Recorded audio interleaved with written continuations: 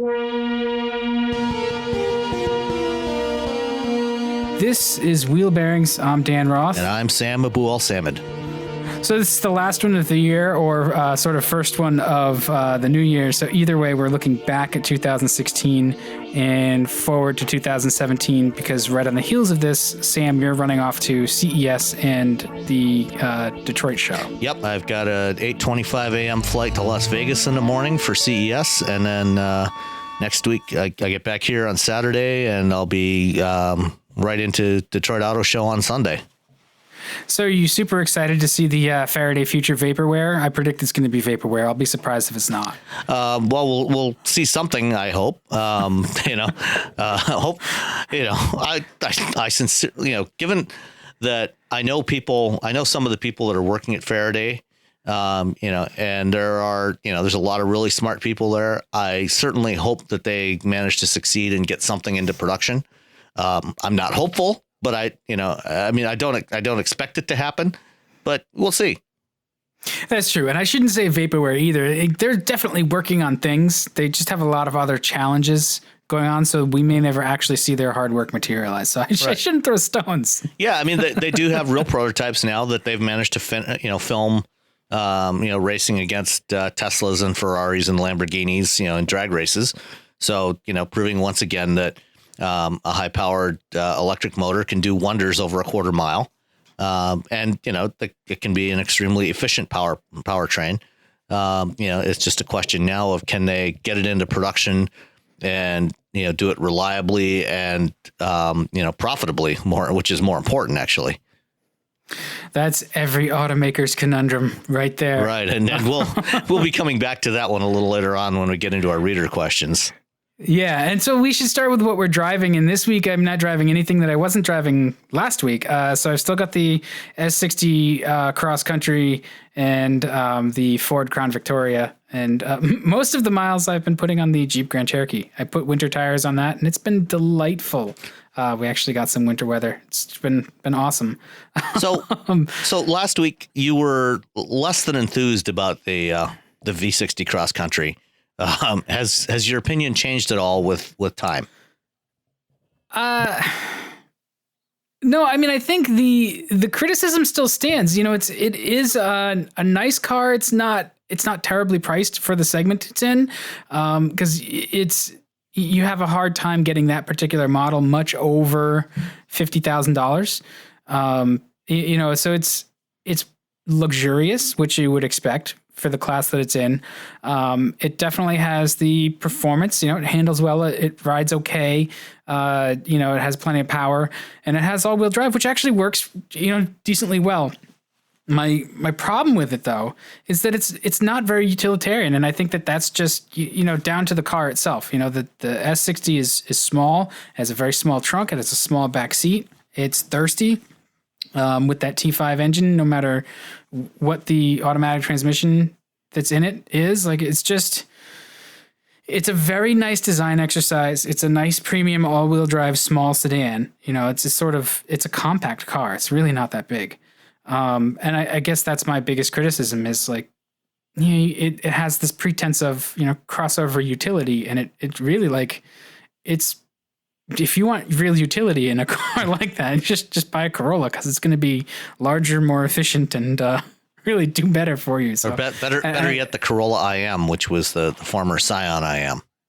Right. I mean, it's I understand the position that Volvo is in. This is probably the oldest thing in their portfolio right now, and I'm sure that they're working really hard on replacing it, and they would dearly love to have a new S60 out that's on their newer architecture that is more efficient, both space and fuel economy and performance wise. It's not here yet. So this is what they've got. Well, I do think we'll see, starting to see the 60 series being replaced later this year, possibly as soon as Geneva. I think they're going to show the V60 then the S60 later in the year, or the sequence may be changed, but certainly the first of the 60 series models will be revamped this year onto the new platform that they share with the 90 series. Yeah, and that 90 series platform is not perfect either. My biggest issue with that is sort of the ride handling, structural rigidity kind of stuff. I really love Volvo's safety like the actual passive safety stuff that they've been brilliant at for years. I'm all set with the active safety business, but the cars are very well engineered to crash and not kill you. So that doesn't mean that you can go be an idiot. Like there's still physics involved. But they're good, safe, solid cars. They're very well built. They're just they're almost like they're a good solid C plus or B minus. I'd say they're a B minus student in a class full of straight A's when you consider that they're going against Mercedes, BMW, and Audi, and Lexus. Really, in a lot of ways, they're in this weird place. Like they're not quite those Germans, but they're almost like Buick. Like they're in that like uncanny valley. If that makes any sense. That's actually a really good way of putting it. Is the uncanny valley where it's everything, when you look at it, everything looks really close to right, and it feels really close to right, but there's just something that's not quite there. Yeah, and it becomes really noticeable when it's so close, but it just misses. Yeah, and like that's really the whole Volvo lineup. They've done as much as I hate to say it, because I love the new styling language. I love the interiors of the XC90 and the V90 and the S90. Those cars, they're beautiful and they're really well finished and turned out, but the ride is crashy. The interface sucks. And I'm not going to stop complaining about that until they fix it. And that's holding them back. Okay. Fair enough. So you've got the Cadillac CT6 this week. So yeah, what do you think of that? Is that also in the uncanny valley, or does Cadillac, like Car and Driver just said, Cadillac now makes cars for Germans? Yeah, I think that's a pretty good assessment. It's funny. I was thinking back to my high school days when I played water polo. One of the other guys on the water polo team had this early '70s Cadillac sedan DeVille with a 500 cubic inch V8. And we used to take like half the team in that thing, to go to away games. And, this thing was just massive on the outside, and it had a massive engine and sucked out massive amounts of gasoline. Yep. And going over, railroad tracks and potholes, it would float and bounce, in the classic, American land yacht way. And the CT6 is so the opposite of that. I mean, it's buttoned down. Everything feels really solid. And this is a car with a 2-liter 4-cylinder engine in it. It's a big, comfy luxury sedan, big, it's very, I would say it's like the rest of the Cadillac car lineup. It's actually very distinctly American in the way it looks and feels. I think, it does. I would not confuse it with the Germans, with the premium German brands. It's got its own distinct style. But I think in terms of the way it functions, the way it drives, it does feel much more German than it ever has. I think it's really well executed. There's not a whole lot I would complain about on this car. For a car this big, with a 2-liter engine to perform as well as it does, it's not going to be a drag racer, but it's got, 295 foot-pounds of torque and 255 horsepower. It does really well, with, and for its size, it's a relatively lightweight car. It's only about 3,650 pounds. Yeah, that's what I was going to say. They did a lot of stuff to really remove weight or just keep the weight down on that car. The engineering, the body in white's got a lot of different materials in it, and a lot of just, a lot of high strength steel and aluminum, and they do some stuff to make sure it's not too heavy. Yeah, and GM's developed some really interesting new manufacturing techniques to be able to weld aluminum and steel together, something that nobody's ever been able to do before in cars. So it's got a mix of different steel alloys, for strength and lightweight, and aluminum and magnesium. So you've got a bunch of different metals in there, and it all just works really well. The car feels really solid. It's quiet. It's got, very good ride quality. So there's not a whole lot I would complain about in this thing. It doesn't have all of the most advanced driver assist features that you can get on the CT6, and that even the stuff you'll be able to get later this year with the Super Cruise. But it's really good. Yeah, it was. I actually came off the highway earlier this morning, and I got behind a CT6, and it was a 3.0 TT set on the trunk lid. So the one with the 4 cylinders, that's sort of like the entry. Yeah, that's grade. The base model. Yeah, it's like. So the CT6 replaces the XTS, right? Like that's sort of its play, the XTS is still in production. I think it's going to be in production for about another year or so, mainly for the livery market. So they must love that car. Yeah. But in terms of retail sales, the CT6 is really the one they're focusing on now. There was actually there were plans for another car above the CT6, true flagship, and it seems like that's on hold for now. There at some point there will probably be something based on the CT6 platform that is a little bit even more upmarket from this car. But even with what they've got, I think it's really good, and it in what I wrote up in my review of the XT5, the midsize crossover, I think what they're really doing right now is they're putting more of their focus on getting some more crossovers into their lineup, because that's really where the market is today. As good as the ATS, the CTS, and the CT6 are, that's not what customers today want. They want crossovers in a variety of different sizes. And so that's where Cadillac is putting all their energy right now, is to getting it, I think an XT2 and an XT3 and an XT7, in various sizes, from small to large crossovers. Yeah, and that's what we had talked about when we were talking about the XT5 the other week, was as much as the sedans are great, they just don't have enough proliferation in that market where they really need it. And it's funny you mentioned that delivery market too with the XTS. The delivery market around here, the high end guys, they got Continentals now. I've seen a couple of Continentals with livery plates around. So they they love the front wheel drive based big sedans. Like Cadillac is pitching the CT6 at the 5 Series, the 6 Series, the E-Class. They're basically saying like this, it's a 7 Series size car that's about the weight of a 5 Series. The natural comparison is, I guess, to go with BMW, but can it play in that market? I mean, in that realm? I mean, those are other vehicles that have gone to, turbocharged 4 cylinders and some of the stuff that seemed preposterous, even 10 years ago. Now everybody's doing it, and it seems to work. Yeah, I would say so. I think it's even, it's certainly competitive with the 5 and the E-Class.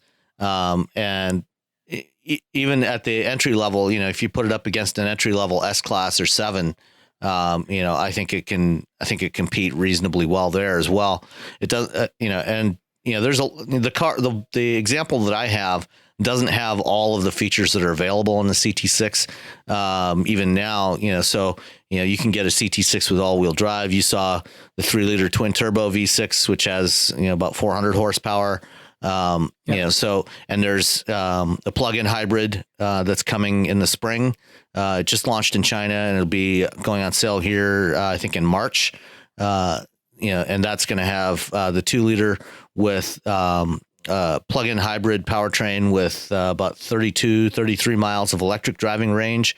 They showed that at the LA Auto Show in November. So, and then they'll have Super Cruise coming later this year as an option as well. So I think it's going to be pretty competitive with the various with the whole lineup that's available from the Germans in terms of the sedans. It's just a question now of is that going to be enough to hold Cadillac over until they can get the crossovers out that the market is demanding? Well, and I guess my question is too, like, is it going to be enough? Was it the right place to put their resources? I suppose, big sedans are just, they're not where people are buying. Even the 7 Series doesn't sell as much as the 5 or the 3. And when you get down to, regular cars too, Chevy doesn't sell a ton of Impalas against Malibus, would be my assumption. I haven't looked at the raw numbers, but big sedans they're just not where they once were. I think at the time they were developing this, they were, it was actually supposed to be the beginning. As I said, there was supposed to be another model above the CT6, a true flagship to really go head to head with the S-Class and the 7 Series and the Audi A8. And that car seems to be on hold for the time being. But, the technologies that are in the CT6 are going to filter down into the next generation of ATS and CTS, and though I'm sure, there will also be pieces of this that are used in the crossovers as well. And some of and probably in the XT. Well, the XT7 is probably going to be based on the Lambda platform. But there will be technologies from this. Certainly some of the work they did on materials is going to filter into other models. So I think it was, they probably would have been better off getting another crossover out first. But they did need to really be taken seriously in this segment, in the premium segment. I think they also needed to have the big flagship sedan there as well. Yeah, I guess that's a fundamental difference I have with their approach. Cadillac's chief marketing officer, in their press materials, they quote him. It's Uwe Ellinghaus. Anyway, he says luxury brands are built from the top down. I guess image wise, sure, but sales are built from the bottom up. So yeah, if you want to sell some cars, sell the things people are buying. Yeah, I mean, in terms of volume, yes, the sales are built from the bottom up. In terms of reputation, no, I think he's right. You build it from the top down. Yeah, and I agree with that. They have a patient owner, I guess, at this point. Remarkably patient. I mean, they've been at this for 15 years now. Yeah, I was going to say 20. So they've been at it a while. Yeah, I mean, since they, I think they really started around 2000, 2001, work on the CTS, the original Sigma platform, and then, moving, expanding beyond that into the Alpha platform that underpins the current CTS and ATS. Yeah, and the cars are amazingly good. They're no knock on the hardware at all. It's just that they're not selling as much as they need them to, and I really I want to see Cadillac succeed because I really do. I see the effort that's been put in, and the product is there. This is not a Cimarron. You know what I'm saying? Like it's that's the funny thing. Thinking back to those days, when we were riding around in that big 500 cubic inch Caddy, back in those days, the only 4-cylinder Cadillac was the Cimarron, which was literally a warmed over Cavalier. And it was a really horrible car. There was nothing good about the Cimarron. What's amazing is to go back and read like the Motor Trend first drive of the Cimarron, and not the V6. Like the Cimarron, they did get it a little bit more legitimate through its life, but the original like 4-cylinder Iron Puke with the 4-speed manual. Yeah. Amazing. What a love letter they wrote to that. Yeah. Well, it was a tough time. There wasn't a whole lot to choose from that was really worthwhile in the American auto industry in 1981. Yeah, that's true. I mean, limiting it to the American auto industry, I can certainly, I can see it. And, you got to you have to have some deference to your largest advertiser sometimes. So yeah, I'm sure General Motors put an awful lot of ads in some of those magazines. But all right, so the CT6 gets a pretty good scorecard from you. Yeah, I would say so. So all right, well, I mean, I wouldn't mind a CT6V. With I say nobody would, say right? an LT4 in there, but yeah, that wouldn't suck either. Yeah, it would not suck. I wouldn't mind an LT4 in anything. That's true. My snowblower, Yeah. So we just started 2017, and we could take a look back. You know, the years are long. There's 365 days. Must we look back at 2016? I mean, we don't have to. It was a terrible, awful, bad year. I wasn't around for 1968, and I've heard, you know, but I did read the book, and so now I feel like I can comment like an authority on it. But there were echoes of 68 in 2016, but it was nowhere near as bad as. Yeah, I mean, we didn't have riots in the streets, you know. Kinda. We had. I mean, it was tense. Yeah, let's just say it was tense. No major American cities burned to the ground. No, but there's always this year. Yeah. So to look back, like, what do you think was sort of the most significant automotive tinged happenings throughout the year? And, you know, I actually went all the way back to last year's Detroit show and was just sort of poking around with what we saw there. And like, we've seen a lot of stuff get introduced, and I think a lot of like momentous stuff, like the new Ridgeline was this year. I say that's momentous because I think it's finally a contender.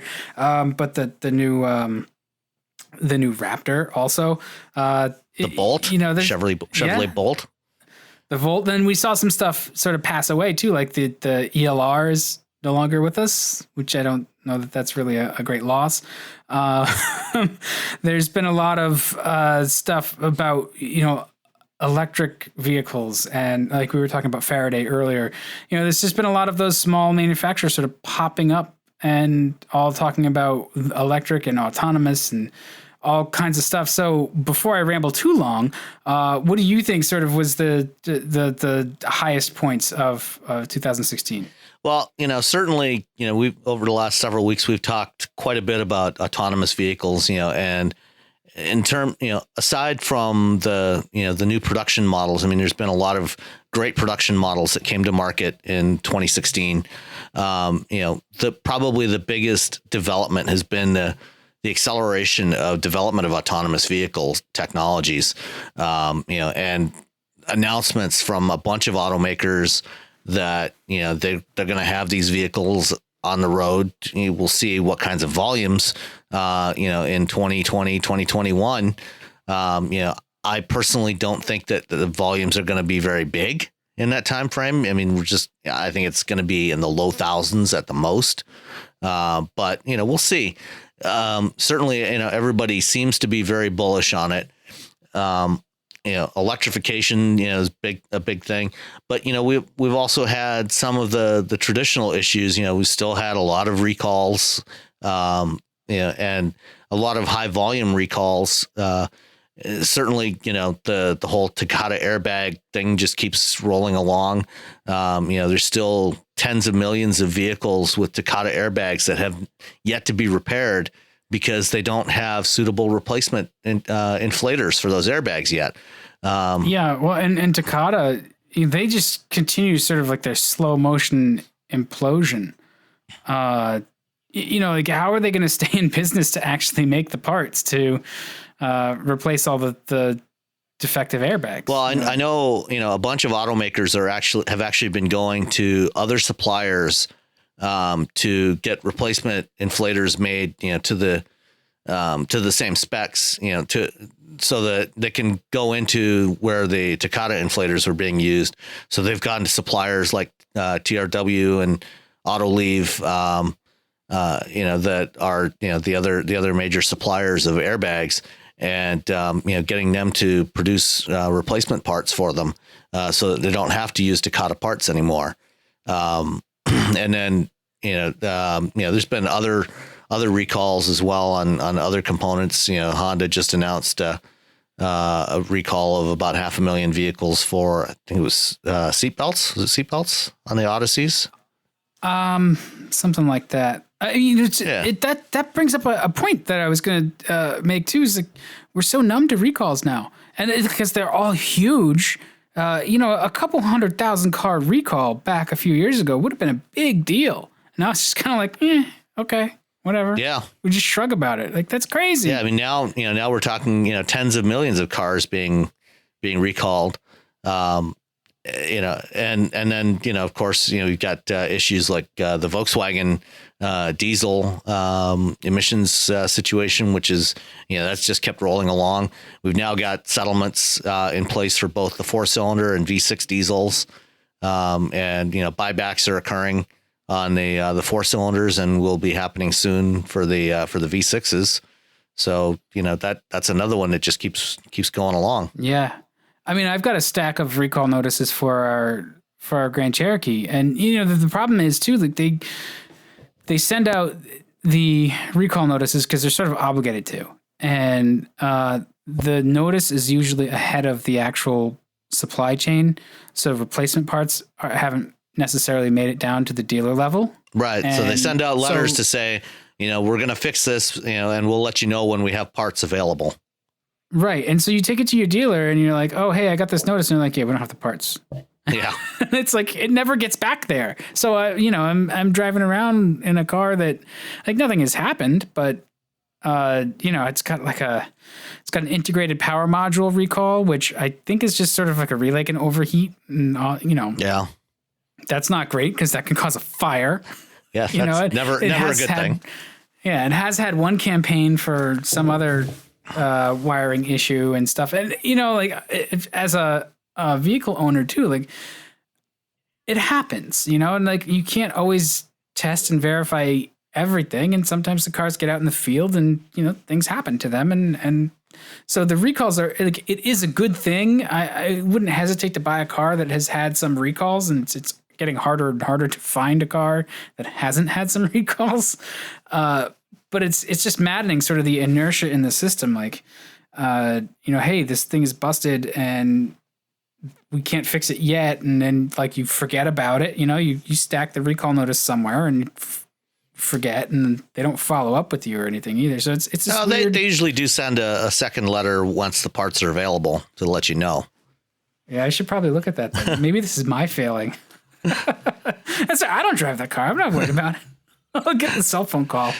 Hey, the car burned to the ground. And, unfortunately, a lot of these recalls, are not the kinds of situations that are going to be able to be fixed with, for example, a software update. In the future, a lot of, Tesla's already, avoided a bunch of recalls on things on its cars by doing software updates, over-the-air software updates. And, in the future, every automaker is going to be doing that. But but Tesla's a unique case, too, because I remember when GM brought OnStar, their like chief of OnStar, chief marketing guy for whatever, to talk to us up here in New England. And the question was posed like, hey, can you do OTA updating for the vehicles, not just the OnStar system? And the answer was yes, especially on some of the newer cars, we certainly can. They were really gun shy to do it, where Tesla seems pretty gung ho about it. And, every Tesla car has a built-in wireless connection too, a built-in, what is it, 3G? And 4G now. It's 4G now. Yeah. So, not every GM car at that point did have that. Now they're starting to have quite a bit more that do.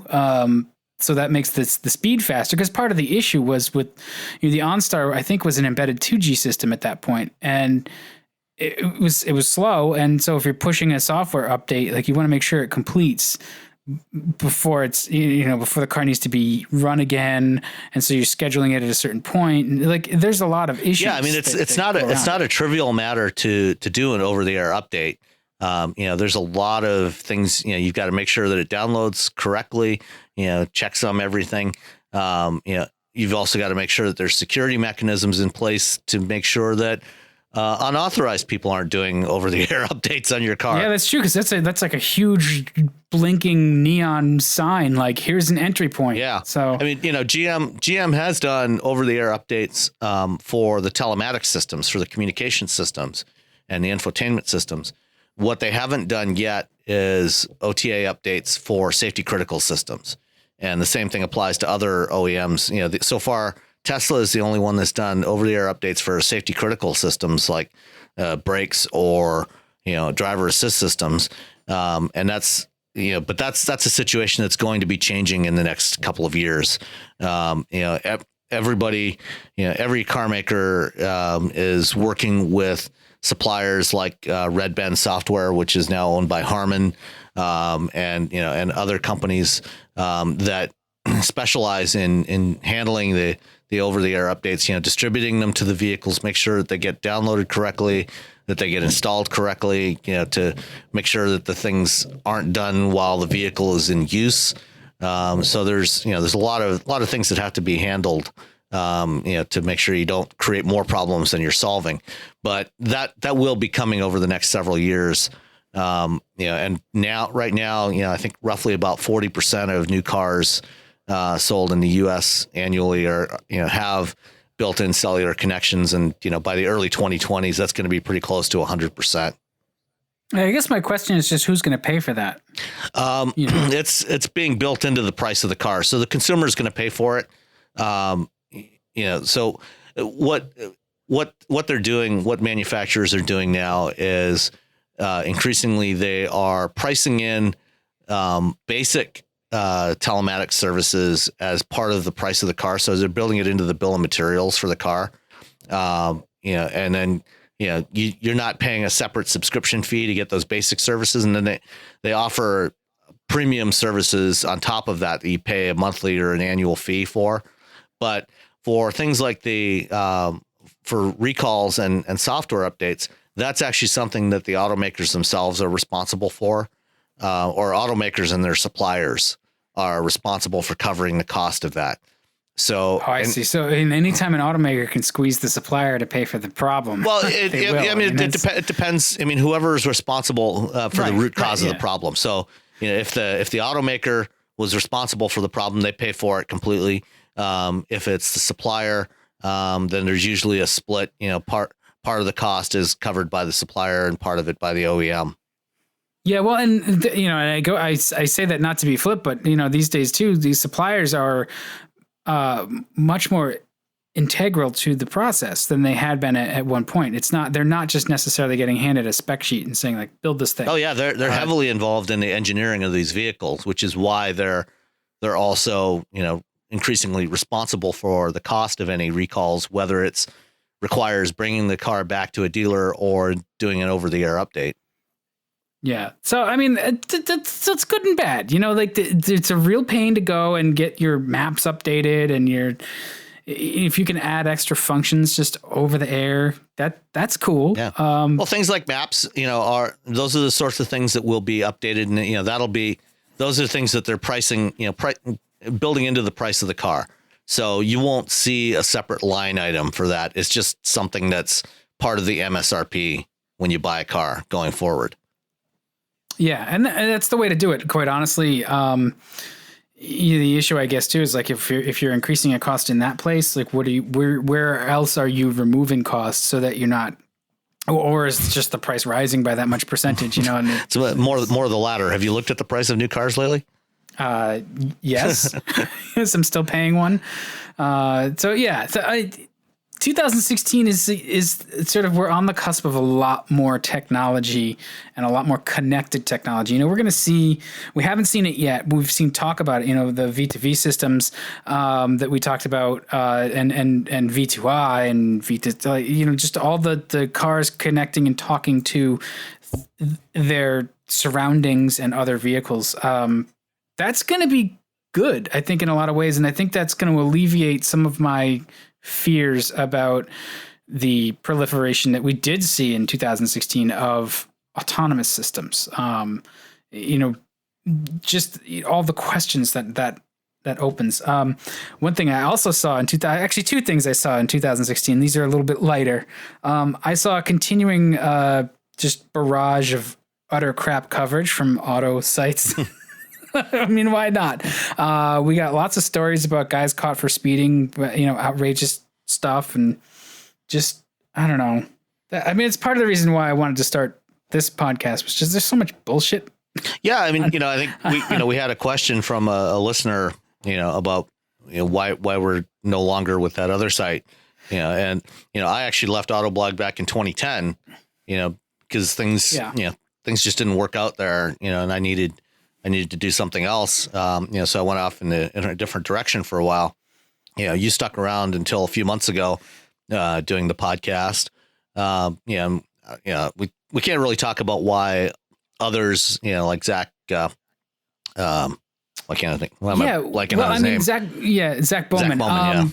So really, like, honestly, my tweet was basically that is most of the story. Like, it's an industry, so people move around in the industries, and you get a better job. Look at the masthead of any publication, and it changes over time.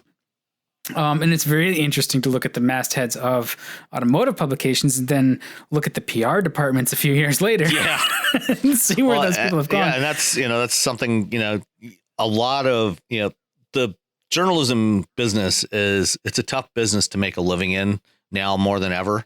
Correct. And if if you've got a family to support and a mortgage to pay and, college to pay for your kids, things like that, you need to have a decent income, and it's hard to do that, writing for, just writing for a website, or even working for one of the major publications, one of the long, traditional publications, so a lot of people that I know, over the last 5 or 6 years, have gone over to the PR side of the business, and they're working for the car, either working for the car makers or for agencies, supporting the car makers. And actually, it's not just in the auto industry; it's in every business. In the tech business, and everywhere you look, you see journalists that are going over to, we like to call it going over to the dark side. It's just another part of the business. And, I think, I did it for, 3.5 years, and I'm glad I did it, because I learned a lot doing that. And, it was a valuable experience for me. And, for some people, it's something that they find that they like to do. And for others, they turn around and come back after a while. Yeah. And so automotive journalism is not my primary means of supporting my family. It just it can't be, just the way things are set up here. It's just like regular journalism in a lot of ways, where the pay is low, the travel is high, to actually, climb up. If you look at guys like, like Johnny Lieberman, who rose pretty fast. He went from, Jalopnik to Autoblog to basically running Motor Trend, right? Or at least writing a lot of the content there. Right. I say writing a lot of the content. Yeah. Johnny was willing to travel. He was willing to just work his balls off. And that's what you have to do. And it sounds like it's this really cool thing. It's an industry. And increasingly, the PR side is really what runs the story. So there's this real, it's not necessarily the dark side, but PR pays a lot better. When you work for a PR agency, you get paid a lot more than when you work for even a big name like, one of the Source Interlink or Hearst or whatever, Actually, it's the Enthusiast Network now. 10, right? Yeah. So the pay is a lot lower doing the cool magazine stuff or the cool, blogging stuff. And it's I'm not complaining. It is what it is. That's what the market will bear. If people want exceptional journalism, they will pay exceptional prices for it. And they expect it for free. And they expect these ridiculously beautiful photos and awesome videos. And so that's supported by advertisers and all kinds of other deals. So the big sites can afford to take a loss on the content because they make it up on the advertising. Smaller, sites like say a couple of guys launching a podcast, we can't afford to do that, but we have the passion. Yeah. But our costs are a lot lower too. I mean, it doesn't really cost us a whole lot to do this. Right. We don't have a lot of overhead, but we're not doing photo shoots. We're not doing a lot of videos. And if we do that kind of stuff, there's that trade-off, it's just to operate at that level is very expensive. And when you're an automaker and you're trying to launch models, you want to make sure that those stories go off without a hitch. And so having journalists or former journalists in those positions is a really good strategy because A, they know how to package the story for all of the other, colleagues that are still working in the industry. So they know how to basically put a bow on it and hand it to the guys and say, here's the story. And you can control the media drives. So you bring everybody over to Spain. You do 2 waves of it over a couple of weeks, right? You bring everybody over to Spain and they drive on the beautiful roads and the beautiful new car and you feed them like kings and it's great. The one issue is everybody has kind of the same story, but that's the story you want. So as the automaker, you love that everyone has the same story. As the reader, like today, I was looking around. I've seen a lot of history of the BMW 5 Series over the last week, and I'm kind of scratching my head. Like, it's cool content, it's neat, but also there's something going on. How many times does it need to be? How does the same story need to be rewritten? Right, and it's on every site, which leads me to believe that it's a concerted effort by BMW to get that content out there, which is it's fine. That's the way the game is played. But you as a reader, like that's what you have to understand is like it's an industry. And so Chris got a job at GM, and so his job precluded him from being on the podcast anymore. So then it was me and Zach and rotating cast of characters. Well, Zach got a better gig at Road and Track. When Alex Nunez went over to Road and Track, he snatched up Zach, and that was cool. After a while, Zach left and did the crazy thing with the sort of traveling around with his family. So he basically got kind of fed up with the industry too. And there was an Autoblog podcast where we talked about it a bit. You had, I know there was contention to a certain degree. You're being very classy about it, but we'll just leave it at that. And you moved on, and we've done other things. And you popped up at Road and Track, and you're working for Navigant now. So you're yeah. I mean, I did the PR thing for a while with first with GM, and then with Ford, and then I've done some writing for Motor Trend and Road and Track. Since 2014, the last almost 2.5 years now, I've been an analyst with Navigant Research, which, what I do there is, I cover a variety of topics around advanced transportation technologies and mobility, autonomous systems, connected vehicles, cybersecurity. And I write research reports. We do myself and the rest of the analysts there, we write syndicated research reports that we sell, that anybody can purchase, and it helps the readers, and that includes, anybody can buy them, but most of our customers are car makers and suppliers and policymakers, and regulators that they'll go out and they look at our forecasts that we do. We do analysis of the technologies and forecast how we think the technology is going to evolve in the marketplace, and that helps our readers to develop their strategies. And then we also do custom research projects for specific clients as well. And then I also write about stuff for Forbes now, which gives me another outlet to get my ideas about things. And, what I've always tried to do, even from my earliest days at Autoblog, is, inject some context and analysis into the things that I write. And, so I'm fortunate enough to be able to do that, as my full-time gig now.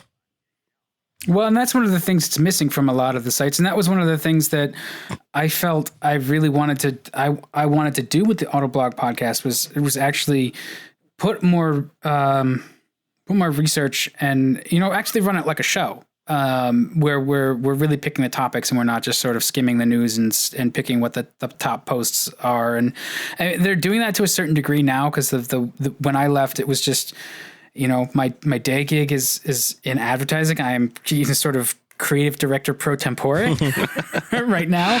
And I have been for like a year and a half at a very small agency. So it's been chaotic, but it means a lot more responsibility, and it's great, but it's also got a lot harder to do the Autoblog podcast, and they wanted to do it during business hours, which makes total sense because they're all in the office. And so I said, you know what, guys, this makes more sense to hand over to you.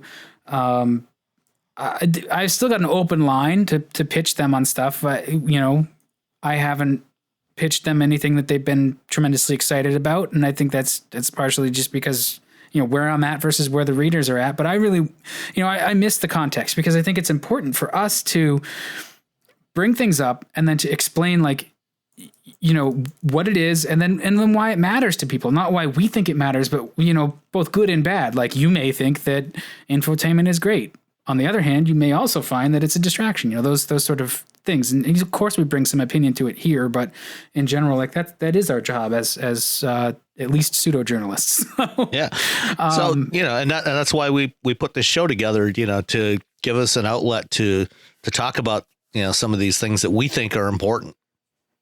Yeah. So I think we've rambled about that one a little bit. And the other thing that I actually expected to happen in 2016, and now it hasn't really. So I expect it to happen in 2017. We didn't see a Chinese automaker really crack the U.S. market with their brand. We did see a Chinese built, at least one, enter our market, but I think we're going to see that. I think 2017 might still be early. I don't think we're going to see a Chinese brand enter the market this year yet. Maybe in 18. The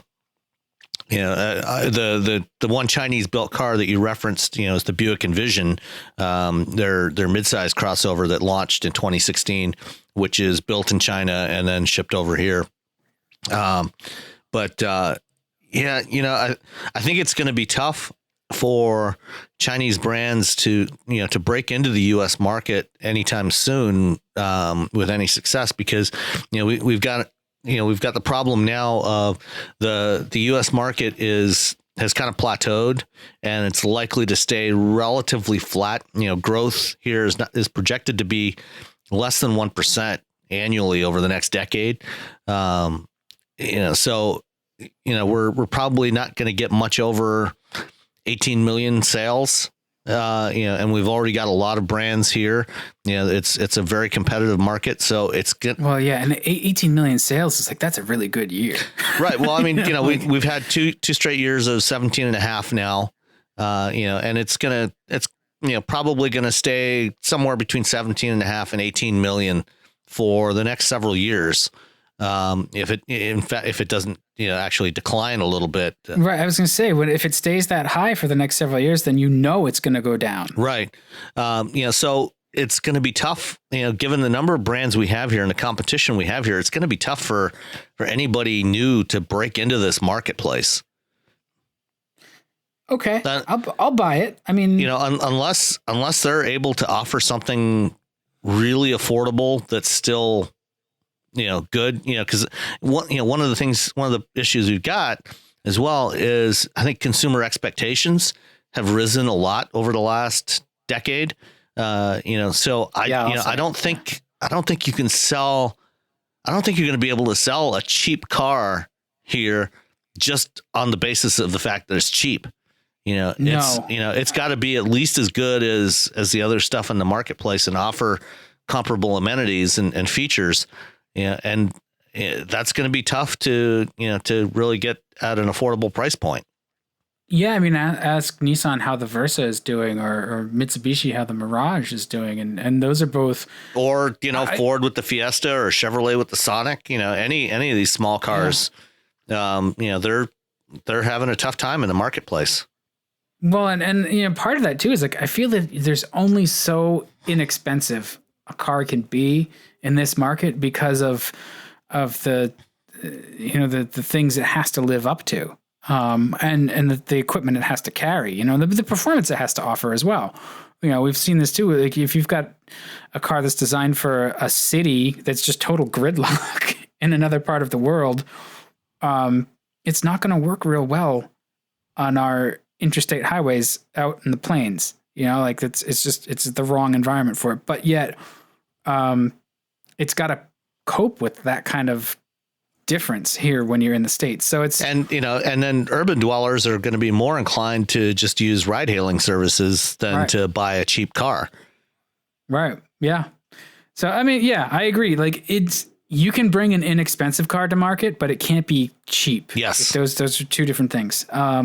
So yeah, I don't know whether it's going to be just something price wise that we see from China. I would expect we're going to see something, and we haven't really seen it yet, but we all turn our eyes to Europe, at least as enthusiasts, and we see what they've got, and or Australia, right? And we say, Australia has this cool auto industry with its own version of like automotive island dwarfism. It's great. They get stuff that nobody else has, and we want it, but we don't really look at China and do the same thing. We don't go, oh, hey, the long wheelbase S60 would be cool to have here, Volvo. It would solve the problem that I bitched about for 2 weeks straight. But even Australia, they're losing their unique models as well. GM and Ford are both shutting down their Australian manufacturing. And they're shifting over to bringing in cars from other parts of the world. Yeah, it's sad in one sense. They lose a little bit of that unique flavor, but it's like for GM and Ford, it makes total sense. Like it's so expensive to build cars just for that market. Yeah. Yeah. So, all right. So maybe 2017 is a little bit overzealous to think that we're going to see a Chinese car. What else do you think we're going to see in 2017 though? We'll pivot. I think, we're going to see more, we're going to see some more plug-in vehicles coming to market. Just because, manufacturers are, they have to meet the California zero emissions vehicle mandates, so they're going to be, I think actually we're going to see more of them coming in 2018.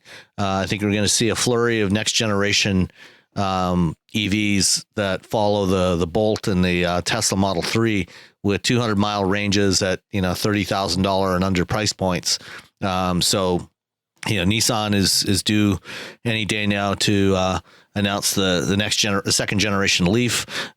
Ford is going to have to do a follow up to the Focus Electric, and everybody else is promising 200-mile EVs.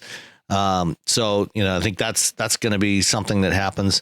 There's going to be more talk about autonomous vehicles, but I think we're also going to start seeing, as we get more and more testing on real world conditions, I think we're going to see more issues popping up that are actually going to slow it down. Yeah, some of the air is going to go out of that balloon where it's been such this like buzzworthy thing, and when it crosses over into like the mainstream news and they're just breathless about it, like, oh, you could drive your car, your car can drive itself and you can read a book. Yeah, I think a lot of the hype is going to deflate this year. Yeah. The worst was I heard a story on NPR, and it must have been during the summer, and their angle was basically like, oh, it's great for like if you go out drinking for a night. I'm like, I don't ever want to get that soused that I can't drive home. Like that doesn't sound fun to me. I did that maybe when I was like 18. I'm good. I'm a full grown ass man. Unfortunately, not everybody's as grown up as you. No, I mean, I'm lazy. I'm a total lightweight. I'll have 2 beers and fall asleep. That's perfect. But also like that, really, that's your first angle on reporting is like from the, like, hey, I'm 22 and I like to go hang out and whatever. Like it was just such a weird, like cognitive dissonance moment. Like, of all of the angles you could have taken on your national news program covering this thing, that's the one you pick. It seemed wrong. Like maybe cover the fact that there's a lot of people who are elderly or without sight or, in areas where there's no public transport and stuff like that. I see that as the tip of the spear. And I know on the other hand, if you consider the fact that about a third of all traffic fatalities, are directly the result of drinking. I'm not saying right. Yes, certainly, having autonomous vehicles would enable mobility for a large part of the population that can't drive today. Right. And that's a good thing. But, if it also takes drunk drivers off the road, then that's also a really good thing. Right. I don't have a problem with it. More so, I think it was just the execution of the message. Yeah, no, I think you're right there. Didn't work for me. So yeah, I agree. We're definitely going to see more autonomy and sort of more tempered enthusiasm for it, which is good. That's what we need. I'm curious too, because, like we talked about earlier with with Faraday Future, we're going to see this sort of wild west of little fledgling concerns popping up, making a splash, and then sort of flaming out or getting bought out, And so that's a cycle we're going to see, I think, throughout 2017. Yeah. Faraday's going to be an interesting one to watch. I'll be going to their reveal of their production model tomorrow night in Las Vegas, and so it'll be interesting to see what they have to show and what they have to say. I suspect that they're probably not going to have a whole lot to say about the business situation. I think they're going to deflect those questions, but we'll see, what they have to show with the vehicle and if they have anything to say about pricing and production volumes and, when it's really going to be ready. I hope that they succeed. Like I've said before, I know a number of people that work there, and they've got a lot of really smart engineers that are capable of doing great work. Given the opportunity and the resources. So it'll be interesting to see if they get those opportunities, before the company goes belly up. Well, everybody forgets early Tesla too. Like right now, Tesla they're the Apple of the car industry, right?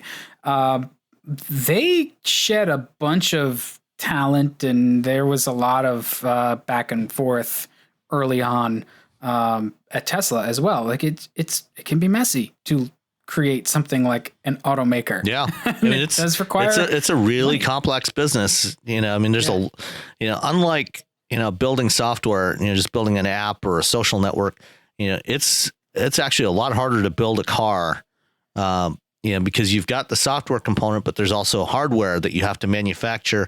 And, the hardware has to be safe and reliable.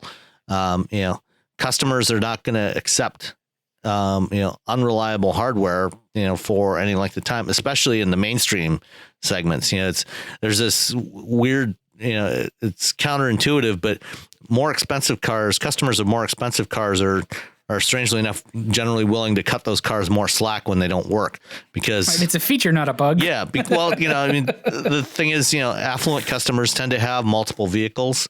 And so if one particular vehicle isn't working, it's not as big a deal to them. But, right. For a customer buying a $30,000 car or $35,000 car, they tend to be more reliant on that car actually working every day, when they've got to get up and go to work.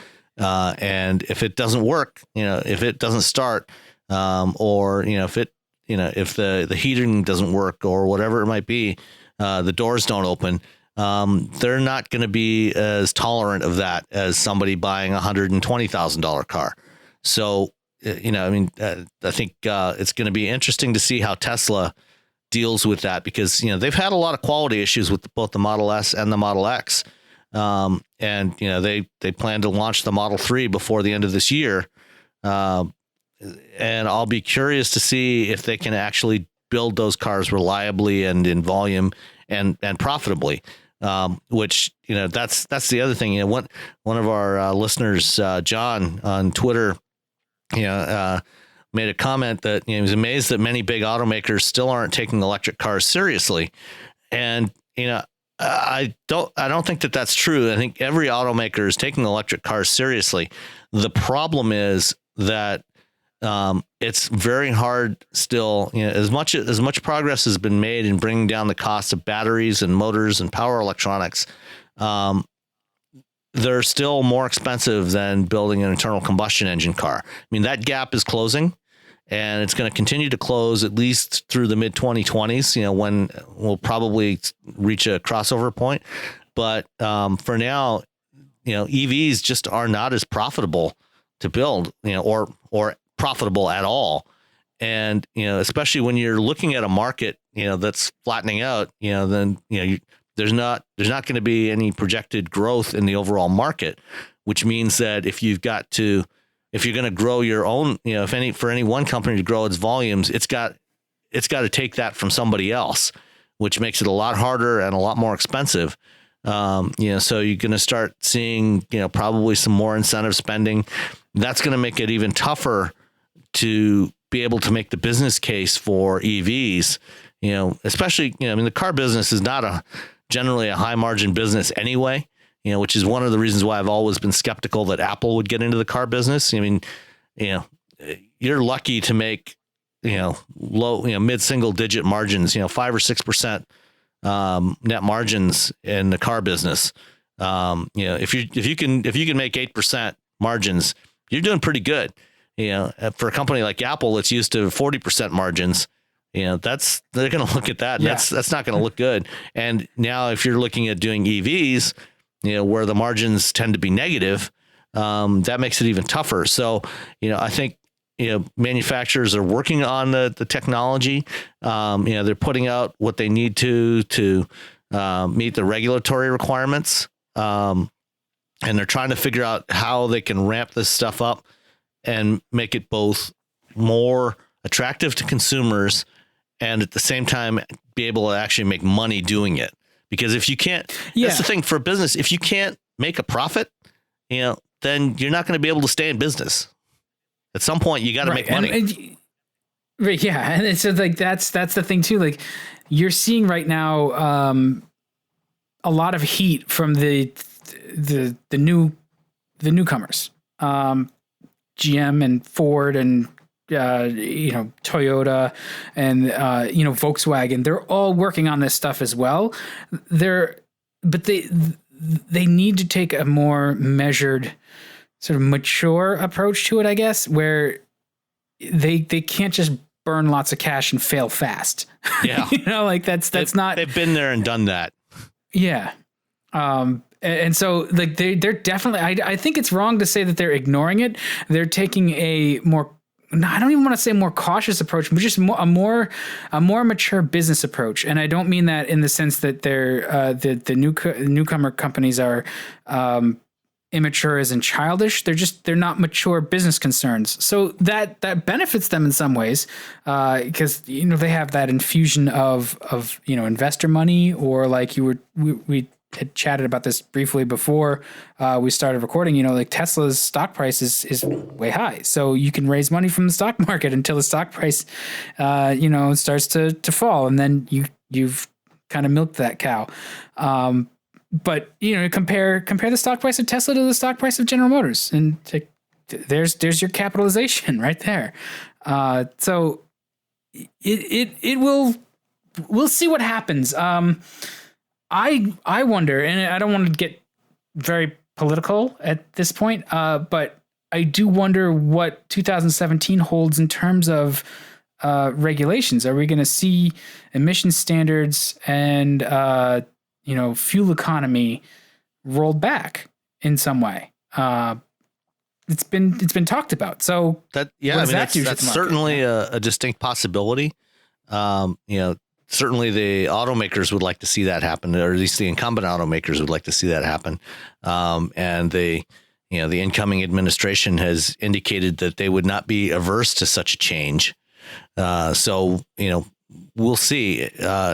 One thing that we did see even from the current administration in the last couple of weeks is that they did, there was supposed to be a ramp up in the fines for missing the CAFE targets starting this year, and they pushed that out to 2019.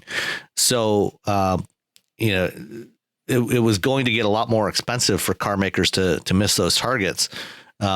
But now, they've got a little more breathing room. They can miss the targets, and the fines they have to pay won't be as huge. But that also, disincentivizes them from doing some of the other things that they're going to need to do.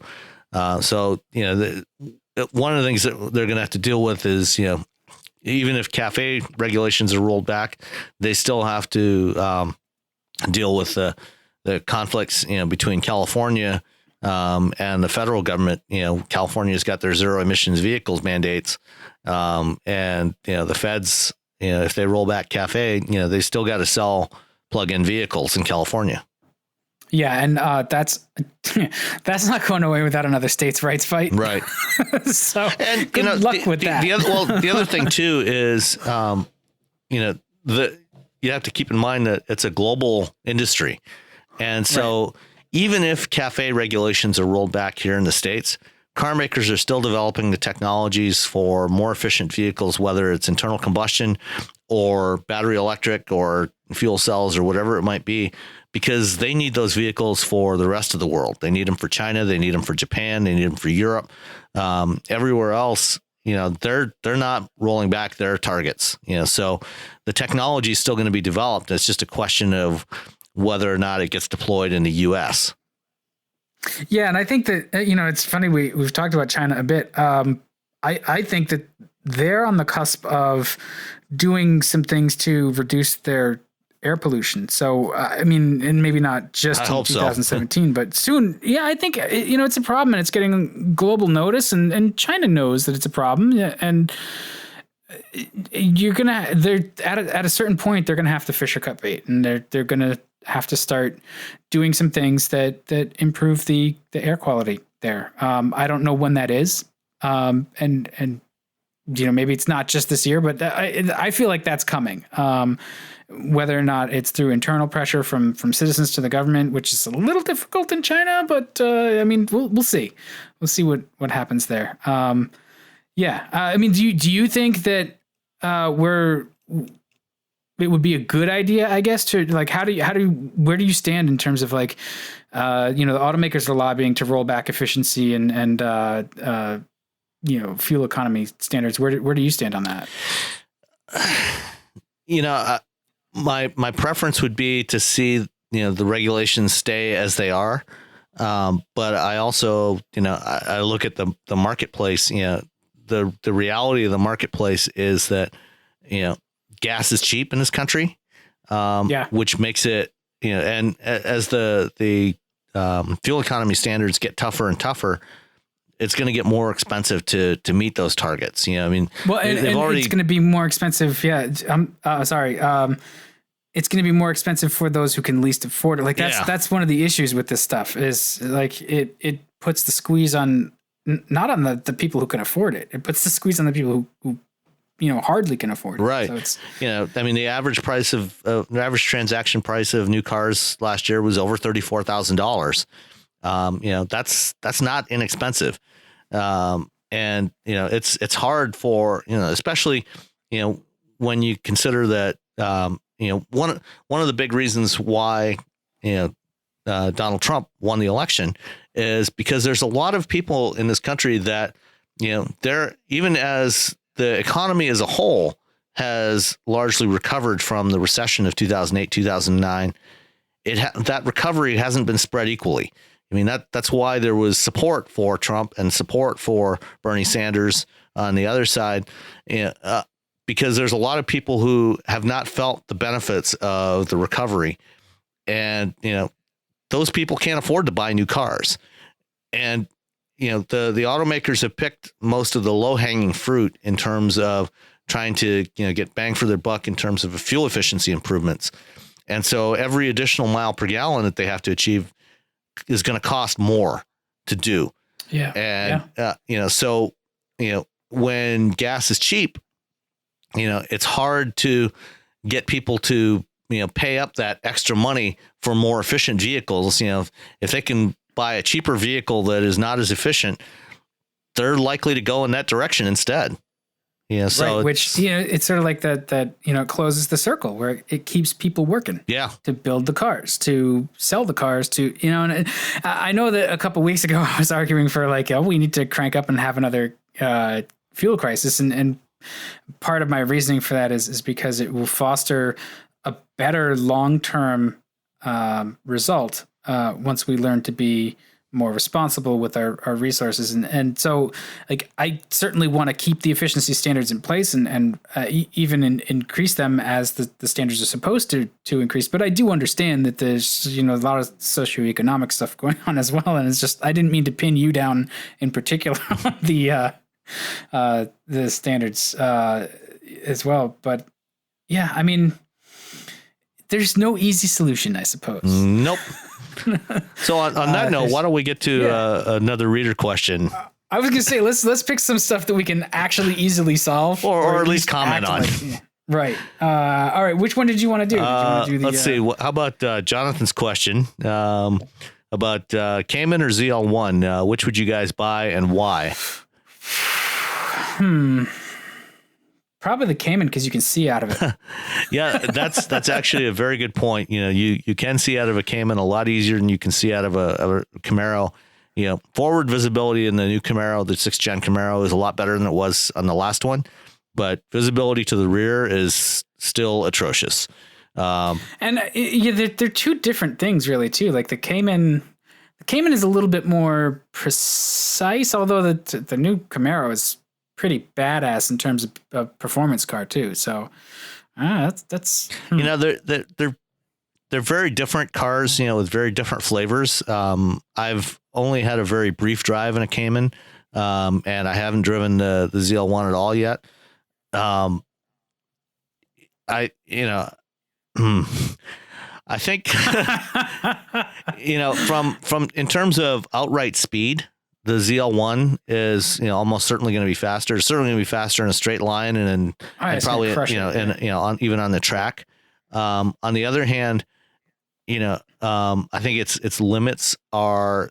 It's one of like a lot of cars today, its limits are so high that even on the track, most drivers are not really going to be able to explore those limits without getting themselves pushing so hard that they when they go past the limits that they get into some serious trouble. Whereas, I think, the Cayman's limits are going to be pretty high as well, but, not as high, so it's that classic thing of it's more fun to drive a slow car fast than a fast car slow. The Cayman is certainly by no means slow, but yeah, well, the Cayman now has like 100 horsepower almost on its, the last year's model too, with the new Turbo 4. Yeah. So, but I think you could probably, more reasonably explore the capabilities of a Cayman than you could the ZL1. So depends what you're looking for. I mean, they're totally different cars with totally different personalities, and some drivers, each one's going to appeal to different kinds of drivers. Yeah. Or you could just get one of each. I'm kind of talking myself into both. I love the sound of a V8. I love the torque, and certainly GM has one of the best V8s. I love the look of the Camaro, regardless of how functional it is. And the Porsche. So I'm less sold on the turbo 4-cylinder Porsches. They certainly perform, and I'm sure they're great,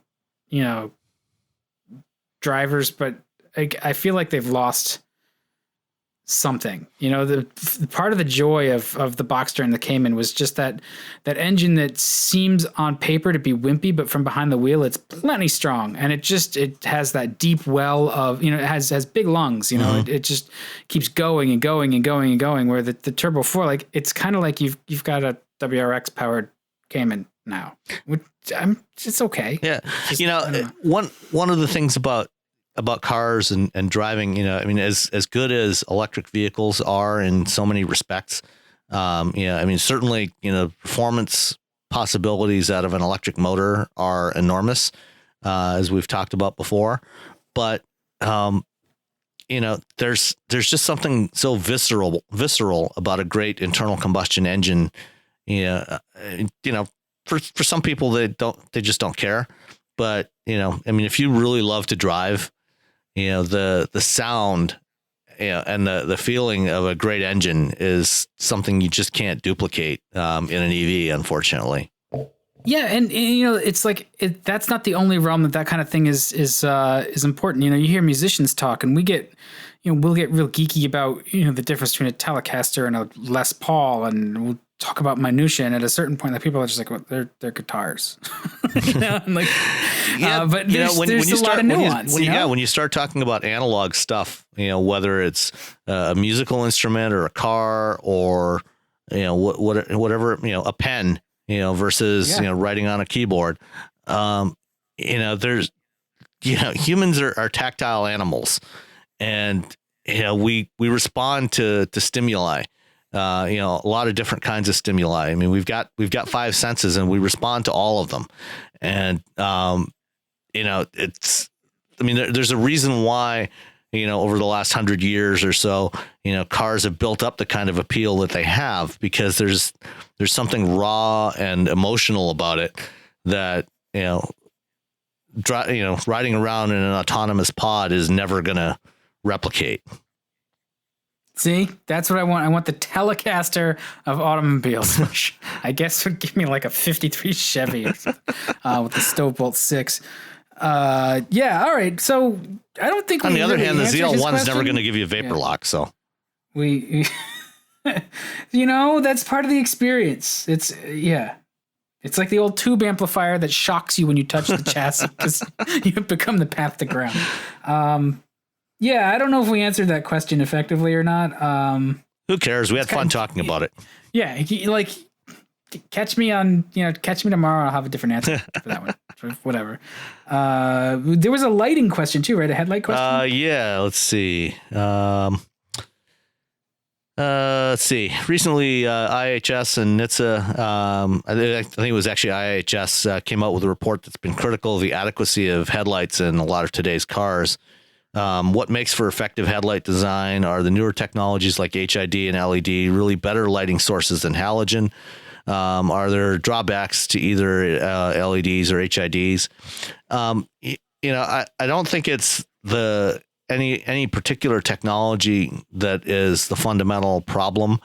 An LED or an HID or a halogen, they can all be very effective. And I think generally LEDs are of those are the best. Yeah, I'll agree with that. They're certainly more consistent. You can control the lighting color and intensity a lot better. And I think it's more of an issue of the design of the whole lamp system. The reflectors and where the light is projected. That is the issue, so it's not so much LED that's the problem, but it's the way it's integrated into the rest of the system. And I think in some cases, some manufacturers have made some functional sacrifices, in order to get certain design, so they've sacrificed function for design. Which just is never a good thing, when you're talking about lights. Well, I think it was crossovers that were particularly knocked for their lighting performance. And so there's a few things going on. Halogen systems, it's definitely no matter what your illumination source is, the lens and reflector, or projector and lens, depending on what the system is. That whole thing, like you said, has a big impact on it. You can't just change one thing and expect it to be, you can't just, you see cars driving around with HID bulbs in a halogen housing and they blind the crap out of you because that's not what they're designed for. So yes, it's the beam pattern. And this is why back in the days of halogens, I would buy the off-road, CBA housings, the H4 housings, and I would put my H4 bulbs in it, and you get a very sharp cutoff, and it tilts up to the right. That's an illegal beam pattern for the automakers to put out. This was FMVSS 108. There's lighting standard, and the beam pattern for U.S. lights it hadn't been good, and it wasn't harmonized with Europe, and the European systems had a much better beam pattern and more well thought out design. So we would always retrofit our cars to European lights and be able to see better, further with the crisper cutoff. And the other thing that you have to understand is the intensity of the light. Halogens, they are the max wattage halogen you can have is a 60 watt high beam. So you're driving at night with your high beams on. If you have halogens, you've only got 120 watts of light. That's not a whole lot when you're driving it at night, especially Correct. At any speed. Right. So, I mean, if you have 4 lights on, you've got more than that. You've got 240 watts of light. That's still like when I go and light a shoot, if I've got a 240 watt instrument, that is a backlight. It gives somebody a little glow. My main instruments are like 1,000 watts, sometimes 10,000 watts. So yeah. Anyway, that's really the importance of the reflector and the lens. HIDs came about because they're more efficient. They run cool because wattage is it's a measure of heat. So the problem I would have when I would run my H4s with 130 watt high beams, I could burn the paint off the trunk lid of the car in front of me. I could see for miles. I also cracked the lenses of the housings because they couldn't dissipate the heat, and that's a problem. I also had to run them off relays because there's when you Ohm's law, when you draw that much wattage, you're also drawing a ton of current at 12 volts, and so you'll melt the wiring if you're not careful. So yes, HIDs run cooler. They actually run at very high voltage. They have ballasts. They run the ballast lights them off, and then they consume very little energy as they run. There's all kinds of electromechanical trickery with an HID, which is why I think you're right with LEDs being sort of the best of all worlds. High beams on an HID, basically they actually physically move, either the reflector or the beam pattern changes, but you're not getting a more intense light. You're just flipping up the actual pattern. LEDs they're very efficient. Up until recently, we didn't have the technology to make it work in a headlight, but now we do. The one thing I will say about LEDs and HIDs is they don't run hot enough in the winter to melt the ice and snow off the housings, so they cake up, which does suck. But yeah, I don't know. Did I think I got there, but I feel like I went the long way. Yeah, no, I mean, I think you actually, from a technical standpoint, I think you actually explained some stuff better than I could, just because of your experience as a video producer. So you've got a lot of experience with lighting. One other thing about LEDs, they actually can work better at higher voltages, higher than 12 volts. And so, another driving factor for the adoption of 48 volt systems in future vehicles is to better support LED lights. So they're more efficient that way, I guess. What makes them better above 12 volts? Because every LED I've ever hooked up to a 9 volt battery has gone up in smoke instantly. I'm not sure. I was talking to a couple engineers at a conference earlier this year, and I have to go back and look at my notes. But apparently, they do work better at higher voltages. They're more efficient at higher voltages. Huh. So interesting. Maybe it has to do with being able to run lower current, higher voltage and higher voltage and lower current. Yeah. Well, so and two, I guess that the thing that when I'm hooking up to a 9 volt battery, that's DC. The way LEDs are driven in the automotive environment is they use a pulse width modulation circuit. Okay. That's why, like Cadillac taillights, they flicker. when you catch them in your peripheral vision, that's because the frequency of that circuit is too low. Okay. So it's because it's pulse width modulation is basically it's switching on and off, on and off, on and off, and on. So the frequency with which it switches is too low, and your peripheral vision is actually a lot more sensitive than your forward vision. So that's why if you ever shoot video of a car with LED lights, and you go back and watch the video, you'll see the lights flickering because of the PWM control. Yeah, and you can dial that out with shutter sometimes. Yeah. But that screws up your exposure. But anyway, sorry, didn't mean to get you off track. But so that I guess that's why you can use a high voltage and not blow them up too, because you're still going to have a pulse width modulation to make sure that you're not running them at a constant duty cycle. Yep. So yeah. All right. All right. And one other advantage to LEDs is they have much longer lifespan than other bulb technologies too. So. Yes. And all the retrofits, I love seeing cars with retrofit LED like 1157 bulbs if they don't put the load resistor in there as well, they just, it's the flasher is designed for the old, tungsten bulbs. So there's actually no current being drawn really. So they just flash super fast. It's like tick, tick, tick, tick, tick. It freaks out bulb sensor warnings and stuff. Yeah. Oh, lovely. Yeah. So, all right. We rambled the crap out of a lighting question. There was one more. Yes, there was the Facebook question. And that's basically just what car is not good enough to buy, but you don't mind getting as a rental. Isn't that every Camry? Yeah, pretty much.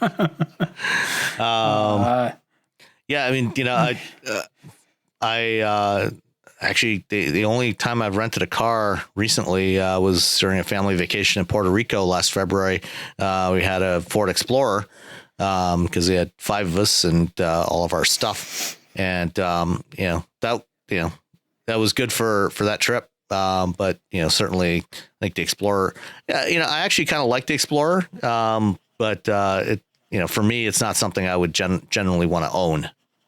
Yeah, that's not a car I would buy. I test drove that, and I was like, nope, not going to buy this. I'm trying to think of rentals I had. I mean, I had an Avenger, which is definitely a car. It's a fine rental. It's fine. It has a big trunk. It's relatively efficient. Like in terms of being a rental car, yeah, it's perfect. The reality is that there are very few new vehicles today that are really bad. So pretty much almost anything you're going to find even in a rental fleet is not going to be a terrible car. I will say anybody I know who knows what I do and has gotten the Chrysler 200 as a rental has complained to me about the 200. I've been like, I can't help you. Like yeah, it's a nice enough little car, but I was like, it's not a great vehicle. Yeah. That's why it's dying. It's already dead. Yeah. Our guy, Dan, who does some stuff for, not me, the other Dan, who does some stuff for us on Facebook. He says his favorite rental is a Kia Soul. That is a car I would buy. Yeah. Actually, I like the Soul a lot. Soul's a really, really nice car. And he likes the Toyota 4Runner, which is a vehicle I would not buy just because it's kind of like, it's like buying a Greyhound and making them a lapdog. Like it's just, yeah. Just I can't do that vehicle justice. I mean, I do have a Jeep, which I kind of feel bad for that thing too. Let's see, what else does he say? Chevy Sonic and Cruise. I don't know that I'd buy the Cruise, but I'd be seriously considering it. I like the Cruise a lot. Cruise is good, and a friend of mine, Rich Truitt, who writes for Automotive News, he recently, a couple of months ago, bought a new Cruise hatchback, 1.4 liter with a 6-speed manual, and he's really happy with it. Yeah, that's a great car. Yeah. I mean, it's got cargo room and it's probably decently fun to drive. And I was impressed with the Cruise. So, yeah, there we go. So thanks for the questions. And Sam's going to fly out of here. So I think we should wrap this one up. This is episode 9. So we're going to do 10 next week. So certainly keep the questions coming on Facebook and Twitter and email and however else you get them to us, and we'll try to answer them. All right. And we will talk to you next week with some wrap up of what I see in the next few days at CES and maybe a bit of a preview of the Detroit Auto Show. All right. Thanks for listening. All right. Good night.